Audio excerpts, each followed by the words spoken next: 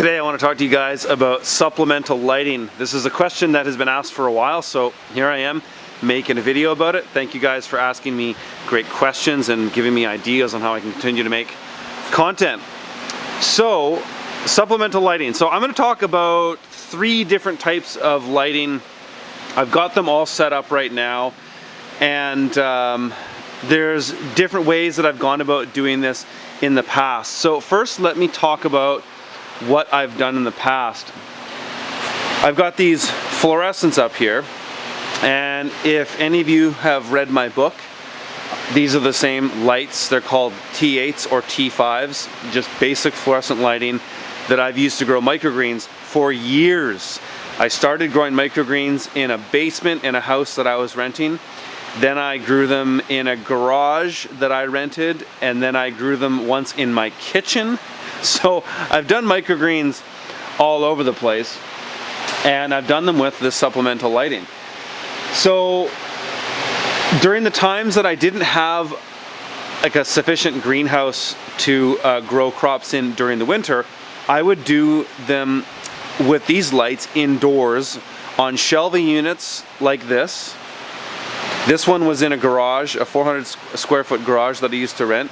And I've also done them in a kitchen, like on this shelving unit. So without a greenhouse, I was able to do these indoors. And if any of you guys are signing up for my microgreens course, all that stuff will be covered in detail in the course. That link is below if you want to sign up for that course. Anyways, how I've used these in recent years is to supplement light that is lacking in the greenhouse. So the basic idea is I'm getting the majority of my light from the daylight, like right now in the winter time.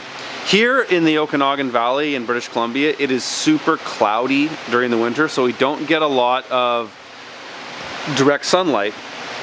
And we also have relatively short days, especially at the winter solstice.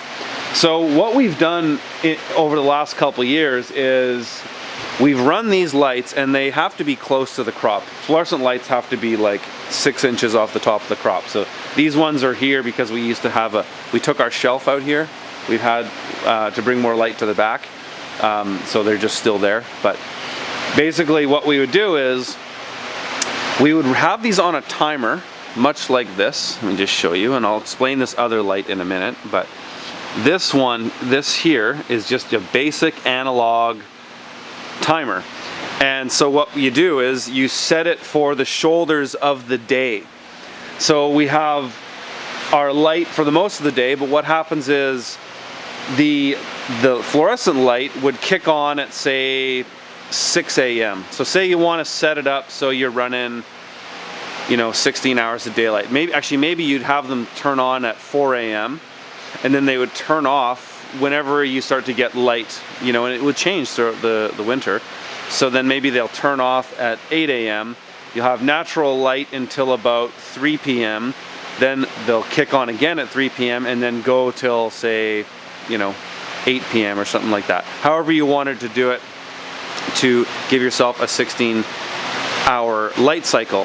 So another thing we've done with them that actually works pretty well is we have them running 24/7. So what we would do is we had this shelf that was previously here, and we would grow all our microgreens in natural light like they are right now, and we would take a certain crop and put it under the lights to speed it up for like 3 days. So we'd cycle them out. So say we had this sunflower crop like that we've got here, which is still, what are we at today? This is still 4 days away from being harvested. Say I wanted to speed that crop up, I could put it under lights for 48 hours straight and speed that crop up about 2 days. Now, that's not a definitive, you can get this result by doing the light for this much. It all depends on the temperature of your greenhouse. It also depends on the amount of natural light you're getting into. There's a lot of variables, but that's what we have found we were able to do, is we were able to cut out about 2 days of growing by finishing a crop under lights for 48 hours straight of light, or it could be 24 hours, whatever you wanted to accomplish. So those are the two different ways we've done it in the past, running these 24/7 to finish the crop and supplementing on the shoulders of the day, on the morning and the afternoon going into the evening. Now, one thing I've been experimenting with recently, and I don't have too much to report as far as the experimenting, but I want to talk about some LED lights, and I've had some great companies that have sent me some product to try, and I really like these products actually. There's two ones I'm going to show you. They're both very different. This is a really fancy LED light called, it's from a company called Active Grow. I'll have the link below if you guys want to check it out. This light is more for probably growing marijuana, for growing commercial marijuana. And I think it's more like you could put 4 pots underneath here. Like, this light is a fairly expensive unit. But what I'm doing with it right now is I'm trying to get it to expedite my basil. So I've started some basil. Still hasn't popped up yet. Basil is a little bit slow to germinate this time of year. So I'm hoping that with this light I can get it to germinate faster. But this is a really cool light because it's got the white, red, or red, white, and blue lights in it.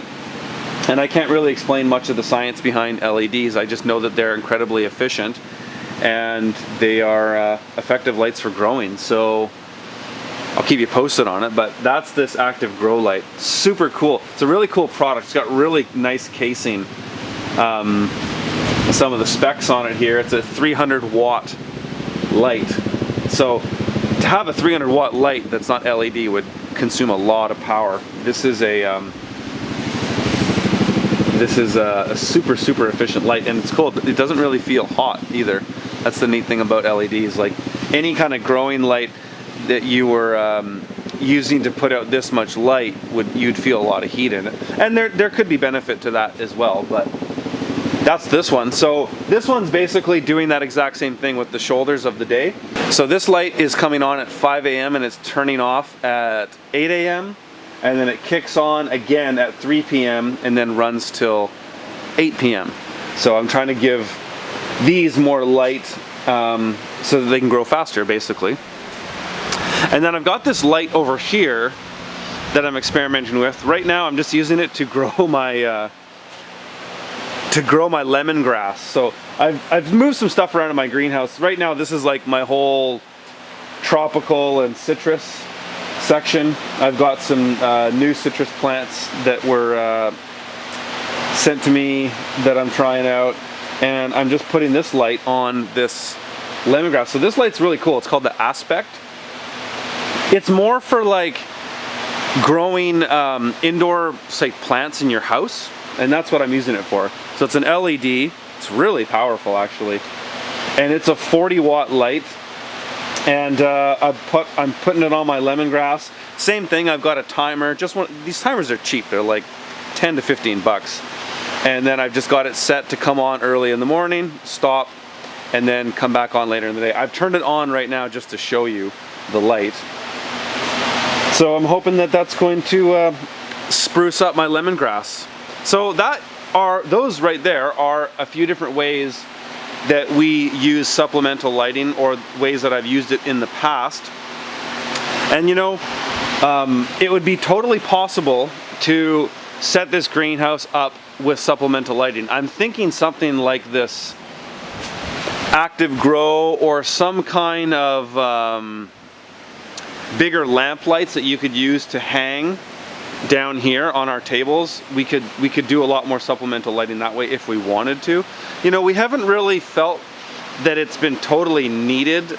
This year we did it a bit, just like we did last year and the year before, just around the winter solstice, when the days are at their shortest period of time and it's really dark and it's cloudy. We found that finishing the crops with the fluorescence worked quite well. Now, if I had LEDs in this whole greenhouse and wanted to invest in LEDs, I would do that, because I think they're certainly a better product. They're a lot more efficient. It's just that I still have a bunch of these lights, so we've continued to use them because it hasn't been that critical to our operation. So that is my video on LED lighting. I'll have all the links to these videos below. I'll have all the links to these lights below. So if you're wondering about either of these two, I'll put them down below. Just click on the show notes and they'll be down there. All right, guys, talk to you later.